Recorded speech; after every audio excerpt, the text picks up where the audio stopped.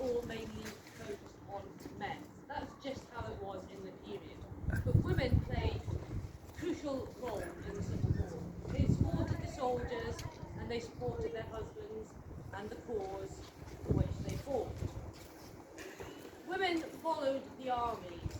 They were involved in cooking and looking after the men, looking after their daily needs and the wounded soldiers. In the 17th century, there was no medical treatment as we would know it today. A lot of it was based on folklore and the medicinal properties of plants. And the women who really knew about this were invaluable in the cause. Women didn't live as they live today with jobs, freedoms that we have, but they were key to the family, to the economy and to the country.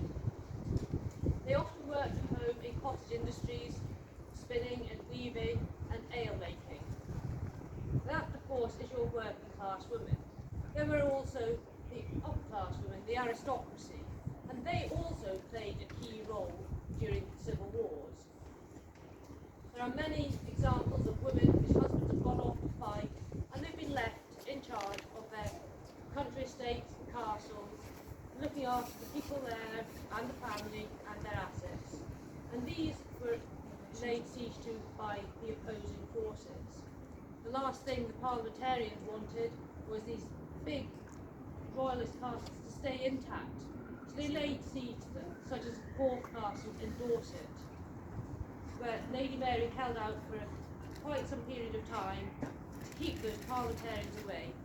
Fruitless in the end, because they did get it and they scuppered the castle to make it uninhabitable and not a royalist stronghold. There were strong women on the parliamentarian side as well. In Herefordshire, Liliana Harley held on to Brampton Court whilst it was under siege. The wives of strong, the religious and men who had strong belief and strong faith, such as John Lilburn's wife Elizabeth Lilburn, were supportive and they rallied, and they were part of the Leveller movement, which believed in equality for all and levelling of society.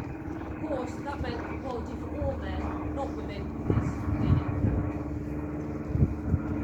It was a period of change for everyone in the Civil War, and the result of the Civil War was the democracy that we have today, and in the hundreds of years after that, the society we live in with equality for men and women.